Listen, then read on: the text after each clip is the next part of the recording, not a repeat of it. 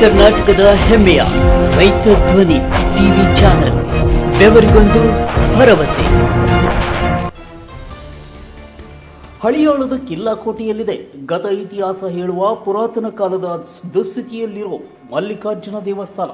ಹೌದು, ಕಿತ್ತೂರು ಕರ್ನಾಟಕ ಐತಿಹಾಸಿಕ ಸ್ಮಾರಕಗಳ ತೊಟ್ಟಿಲು ಅಂದರೆ ತಪ್ಪಾಗಲಾರದು.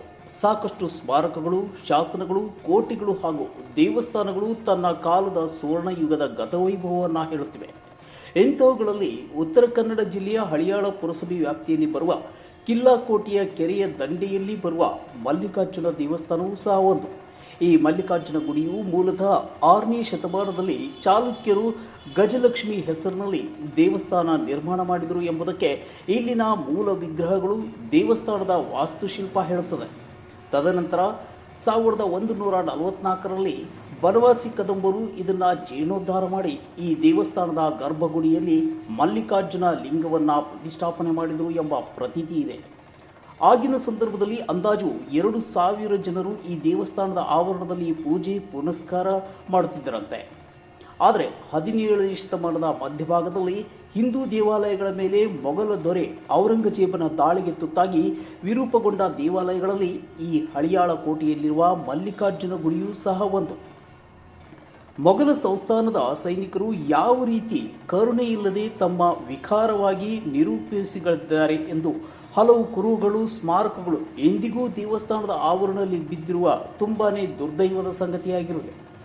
ಆದಾಗ್ಯೂ 19ನೇ ಶತಮಾನದ ಕೊನೆಯಲ್ಲಿ ಈ ಹಳಿಯಾಳ ಪಟ್ಟಣದ ಹಿರಿಯರು ಸೇರಿಕೊಂಡು ಈ ಗುಡಿಯನ್ನು ಅಭಿವೃದ್ಧಿಪಡಿಸಿದ್ದಾರೆ. ಇನ್ನೊಂದು ವಂಶ ಪಾರಂಪರ್ಯವಾಗಿ ಇಂದಿಗೂ ಇಲ್ಲಿ ಈ ದೇವಸ್ಥಾನದ ಆರಾಧಕರಾಗಿ ಕೆಲಸ ಮಾಡುತ್ತಿದ್ದಾರೆ. ಸಾಕಷ್ಟು ಗತ ಇತಿಹಾಸ ಹಿಡಿದಿಟ್ಟುಕೊಂಡಿರುವ ಈ ದೇವಸ್ಥಾನವು ಕೆಲವು ಇತಿಹಾಸದ ಮೈಲುಗಲ್ಲುಗಳನ್ನು ಹೇಳುತ್ತದೆ. ಇಷ್ಟೆಲ್ಲ ಇದ್ದರೂ ಸಹ ಪ್ರಾಚ್ಯ ವಸ್ತು ಮತ್ತು ಪುರಾತತ್ವ ಇಲಾಖೆಯವರು ಈ ಪ್ರಾಚೀನ ದೇವಸ್ಥಾನದ ಕಡೆ ಇಣಿಕೆಯೂ ಸಹ ನೋಡಿಲ್ಲ. ಹೀಗಾಗಿ ನಮ್ಮ ನ್ಯೂಸ್ ಸಮೂಹದ ರಾಜ್ಯ ವಿಶೇಷ ಪ್ರತಿನಿಧಿ ಬಸವರಾಜ್ ಪಾಟೀಲ್ ಅವರು ಭೇಟಿ ಕೊಟ್ಟು ಸಮಗ್ರವಾಗಿ ವರದಿ ತಯಾರಿಸಿ ಇಲ್ಲಿನ ಆರಾಧಕರ ಅಭಿಪ್ರಾಯ ಸಂಗ್ರಹ ಮಾಡಿ ಬೆಳಕು ಚೆಲ್ಲುವ ಕೆಲಸ ಮಾಡಿದ್ದಾರೆ. ಏನಾದರೂ ಈ ಪ್ರಾಚೀನ ಕಾಲದ ಮಲ್ಲಿಕಾರ್ಜುನ ಗುಡಿಗೆ ಕಾಯಕಲ್ಪ ಸಿಗುವುದೇ ಎಂಬುದನ್ನು ಕಾದು ನೋಡಬೇಕಿದೆ. ಒಂದು ರೀತಿ 6ನೇ ಶತಮಾನದಲ್ಲಿ ಒಂದು ರೀತಿ ಚಾಲುಕ್ಯರು ವಿಶೇಷವಾಗಿ ಇದನ್ನ ಗಜಲಕ್ಷ್ಮಿ ಅಂತ ಹೇಳ್ಬಿಟ್ಟು ಮೂಲ ಸ್ಥಾಪನೆ ಮಾಡ್ತಾರೆ.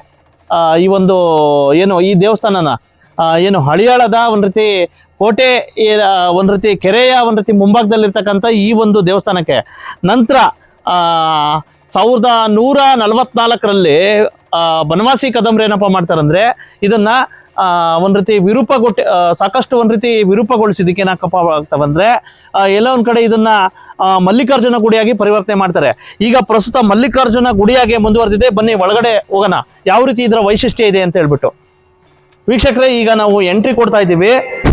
ಸಾಕಷ್ಟು ಒಂದು ರೀತಿ ನೋಡಿ, ಇವಾಗೂ ಸಹ ಒಂದು ರೀತಿ ಇತಿಹಾಸಗಳನ್ನ ಹೇಳ್ತಕ್ಕಂಥ ಈ ದೇವಸ್ಥಾನಕ್ಕೆ ಎಲ್ಲ ಒಂದ್ ಕಡೆ ಸಾಕಷ್ಟು ಒಂದು ರೀತಿ ಸವಾಲುಗಳು, ಸಂಕಷ್ಟಗಳು ಬಂದರೂ ಸಹ ಎಲ್ಲ ಒಂದ್ ಕಡೆ ತನ್ನ ಒಂದು ರೀತಿ ಗತ ವೈಭವನ ಹಿಡಿದಿಟ್ಕೊಂಡಿರ್ತಕ್ಕಂಥದ್ದು ಎಲ್ಲ ಒಂದ್ ಕಡೆ ಸಾಕಷ್ಟು ವಿಸ್ಮಯ.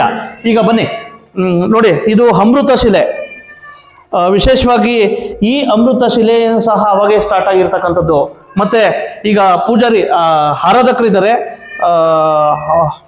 ವಿಶೇಷವಾಗಿ ಈಗ ನೋಡಿ, ಇದು ಗರ್ಭಗುಡಿ. ಇಲ್ಲಿ ಅವರು ಒಂದು ರೀತಿ ಪೂಜೆ ಪುರಸ್ಕಾರಗಳನ್ನ ಮಾಡ್ತಾ ಇರ್ತಾರೆ. ಇಂಥ ಸಂದರ್ಭದಲ್ಲಿ ನೋಡಿ, ಸಾಕಷ್ಟು ಒಂದು ರೀತಿ ನಿಗೂಢವಾಗಿದೆ. ಮತ್ತೆ ಆಗಿನ ಕಾಲದಲ್ಲಿ ಯಾವ ರೀತಿ ವೈಶಿಷ್ಟ್ಯಗಳನ್ನ ಇದು ಮಾಡಿದ್ರು ಅನ್ನೋದಕ್ಕೆ ಈ ಒಂದು ಇತಿಹಾಸವನ್ನು ಸಹ ಹೇಳ್ತಕ್ಕಂಥದ್ದಕ್ಕೆ ಇದೇ ಸಾಕ್ಷಿ.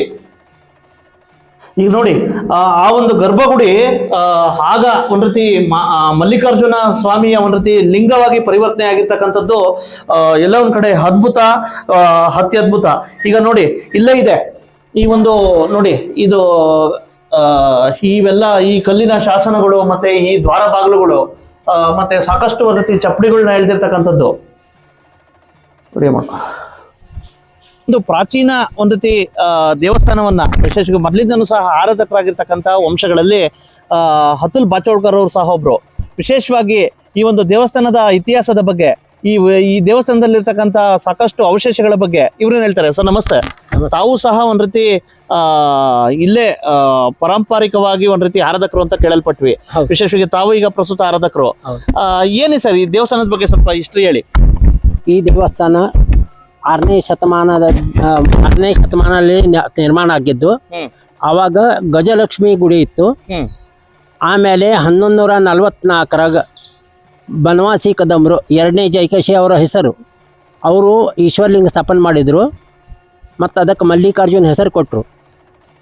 ಆಮೇಲೆ 1690ರಿಂದ ನಾವು ಬಾಚೋಳ್ಕರ್ ಫ್ಯಾಮಿಲಿ ಇಲ್ಲೇ ಪೂಜೆ ಮತ್ತು ಟ್ರಸ್ಟಿ ಎರಡೂ ವಂಶ ಪಾರಂಪರಿಕದಿಂದ ಮಾಡ್ತಿದ್ದೆ.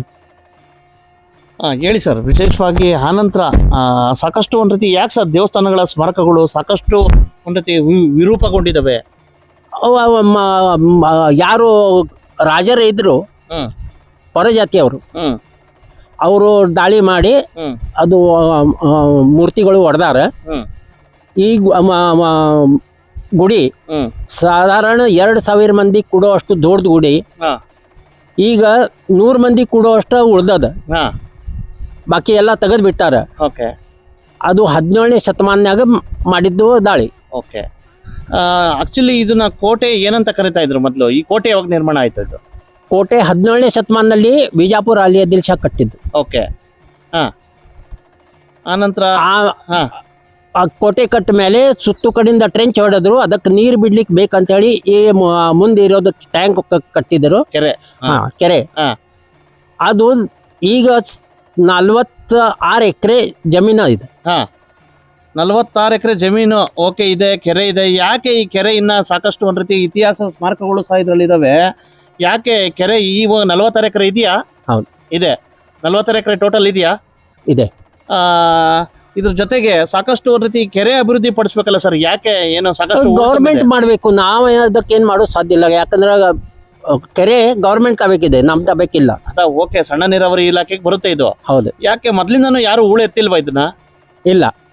ಈಗ 2 ವರ್ಷದ ಮೊದ್ಲ ದಾಂಡೇಲಿಯಿಂದ 2 JCB ಬಂದಿದ್ದು, ಅವ್ರಷ್ಟ ಹೂಳಿ ಎತ್ತು ಕೊಟ್ಟಾರ. ಅದು ಪೂರಾ ಮಾಡ್ಲಿಲ್ಲ ಅವರು, ಬಿಸಿಗಾಲ್ನಾಗ ಅಷ್ಟ ಮಾಡಿ ಹೋಗ್ಬಿಟ್ಟಾರ. ಒಟ್ಟಾರೆ ಅರ್ಧಂಬರ್ಧ ಹೂಳು ಎತ್ಬಿಟ್ಟು. ಹೌದೌದು. ಏನ್ ಸರ್ ಕೆರೆ ಕಟ್ಟೆ ಏನಾರು ಸ್ವಲ್ಪ ವೀಕ್ ಆಗಿದಾವೆ ಅಂತ ಸುದ್ದಿ ಇದೆಯಲ್ಲ? ಇಲ್ಲ, ಅದೇನು. ಹೌದಾ? ಈ ಕಡೆಯಿಂದ ಊರ್ ಬೇರೆ ಸಂಪರ್ಕ ಮಾಡ್ತವೆ ಬೇರೆ ಕಡೆ. ಈ ಕೆರೆ ಪಾಳಿ ಮೇಲಿಂದ ಏನ್ ರಸ್ತೆ ಹೋಗ್ತದ, ಹೌಗಿನಿಂದ ಮುಂದೆ ಹೋಗಿ ತಿಮ್ಮಾಪುರ ಮಂಗಳವಾಡ ಇಲ್ಲಿ ತನಕ ಹೋಗ್ತದ. ಹೌಗಿವರೆಗೂ ಹೋಗುತ್ತೆ ರೋಡ್. ಹೌದು. ಈ ತಿಮ್ಮಾಪುರ ಕಾಣಿಸೋದು ಅದು ಹೌಗಿ.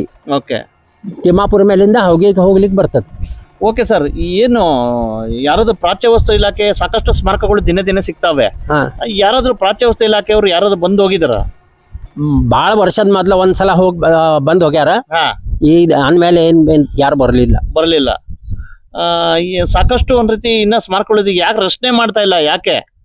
ಅದು ಗೌರ್ಮೆಂಟ್ ಸಂಬಂಧ ಬರ್ತದ, ನಮಗೇನ್ ಸಂಬಂಧ ಬರುದಿಲ್ಲ. ಇದು ಗುಡಿ ಏನದ ಪಬ್ಲಿಕ್ ಟ್ರಸ್ಟ್ ಅದ. ಓಕೆ. ಅದ್ರದ್ದು ಪ್ರಾಪರ್ಟಿ ಏನಿತ್ತು ಅವ್ರೆಲ್ಲ ಯಾರ ಮ್ಯಾನೇಜರ್ ಅಂತ ಹೇಳಿ ಇದ್ರು, ಅವ್ರು ತಿನ್ಬಿಟ್ಟಾರ. ಈಗ ನಾ ಡೈರೆಕ್ಟ್ ಚಾರ್ಜ್ ಮಾಡ್ತೀನಿ, ನಾ ಪ್ರೂಫ್ ಮಾಡಬಹುದು. ಅದ್ರ ಯಾರು ಸರ್ ಮ್ಯಾನೇಜರ್? ಹಳ್ಳಿಕೆರೆ ಅಂತ ಹೇಳಿದ್ರು. ಎಲ್ಲಿದ್ರು ಅವರು? ಇಲ್ಲೇ ಹಲ್ಯಾಳ್ನಾಗ ಇದ್ರು. ಇವಾಗ ಇದಾರ? ಇಲ್ಲ, ಅವ್ರು ತಿರ್ಕೊಂಡಾರ. ಆದ್ರ ಏನ್ ಉಳ್ದದ್ ಪ್ರಾಪರ್ಟಿ ಅದ ಟ್ರಸ್ಟ್ ಇಂತ ಅವೇ ಕೊಡ್ಲಿಕ್ಕೆ ತಯಾರಿಲ್ಲ ಅವ್ರು. ಸಂರಕ್ಷಣೆ ಅವ್ರ ಕುಟುಂಬದವರು. ಹೌದು. 88 ಒಳಗ ಅವ್ರು ತಿರ್ಕೊಂಡಾರ. ಆವಾಗಿಂದ ಅವ್ರ ಪ್ರಾಪರ್ಟಿ ಇಟ್ಕೊಂಡ ಕೂತಾರ. ನೀವೇನಾರು ಇದ್ರ ಬಗ್ಗೆ ಕಂಪ್ಲೇಂಟ್? ಮಾಡೇವಿ, ನಾವು ಕಂಪ್ಲೇಂಟ್ ಮಾಡೇವಿ. ಕೋರ್ಟ್ನಾಗಿಲ್ಲ, ನಾವು ಅಸಿಸ್ಟೆಂಟ್ ಚಾರಿಟಿ ಕಮಿಷನರ್ ಕಡೆ, ತಹಶೀಲ್ದಾರ್ ಕಡೆ, DC ಕಡೆ ಕಂಪ್ಲೇಂಟ್ ಅಪ್ಲಿಕೇಶನ್ ಮಾಡೇವಿ. ಆದ್ರೆ ಮುಜರಾಯಿ ಇಲಾಖೆ ಆದ್ರ ಅವ್ರು ಏನು ಎನ್ಕ್ವೈರಿ ಮಾಡ್ದ ಹಂಗ ಇಟ್ಕೊಂಡು ಬಿಟ್ಟ. ಯಾಕೆ ಸರ್ ಈ ರೀತಿ? ಯಾಕೆ ನಿರ್ಲಕ್ಷ್ಯ ಅಂತ? ನಮಗೇನ್ ಗೊತ್ತ್ರಿ? ಈಗ ನಮಗ ಎಷ್ಟು ಅಧಿಕಾರ ಅಪ್ಲಿಕೇಶನ್ ಮಾಡೋದು, ಅದ್ರ ಮೇಲೆ ನಮ್ದ ಏನು ಅಧಿಕಾರ ಇಲ್ಲ ನಮಗ. ಏನ್ ಎನ್ಕ್ವೈರಿ ಆಫೀಸರ್ ಅಂತ ಹೇಳಿ ಅವ್ರು ಇರ್ತಾರೆ, ಅವ್ರು ಮಾಡ್ಬೇಕದು, ನಮಗ್ ಸಂಬಂಧ ಇಲ್ಲ. ಒಟ್ಟಾರೆ ಇದನ್ನ ಸಂರಕ್ಷಣೆ ಮಾಡ್ಕೋತಾ ಹೊರಟಿದ್ದೀರಾ? ಹೌದು. ಏನ್ ಕಮ್ಮಿ ಬೀಳ್ತದ ನಮ್ ಕಿಸ್ದಾಗಿಂದ ಹಾಕ್ತೇವಿ. ಆದ್ರೆ ಡೈಲಿ ಪೂಜಾ, ಸಾಯಂಕಾಲ ದೀಪ ಎಲ್ಲಾ ಮಾಡ್ತೇವಿ. ಭಕ್ತಾದಿಗಳು ಸಂಖ್ಯೆ ಯಾವ ರೀತಿ ಇದೆ? ಶಿವರಾತ್ರಿಗೆ ಮತ್ತೆ ಶ್ರಾವಣ 4 ಸೋಮವಾರ 5 ಸೋಮವಾರ ಎಷ್ಟು ಬರ್ತಾವ ಅಷ್ಟಕ್ಕೆ ಬರ್ತಾರ ಮಂದಿ, ಬಾಕಿ ಟೈಮಿಗೆ ಬರುದಿಲ್ಲ. ಅಕಸ್ಮಾತ್ ಮಳಿ ಆಗ್ಲಿಲ್ಲ ಆದ್ರೆ ಇಲ್ಲೇ ಬರ್ತಾರ. ಓಕೆ. ಮಾರುದ್ರ ಅಭಿಷೇಕ ಮಾಡ್ರಿ, ಮಳಿ ಆಗ್ತದ, ಇದ್ ನಮಗ್ ಗ್ಯಾರಂಟಿ ಐತಿ, ಮಾಡ್ಕೊಡ್ರಿ ಅಂತ ಹೇಳಿ ಬರ್ತಾರ. ಬಾಕಿ ಟೈಮಿಗೆ ಬರುದಿಲ್ಲ. ಓಕೆ, ಇದನ್ನು ಸಹ ಅಭಿವೃದ್ಧಿ ಪಡಿಸಬೇಕು.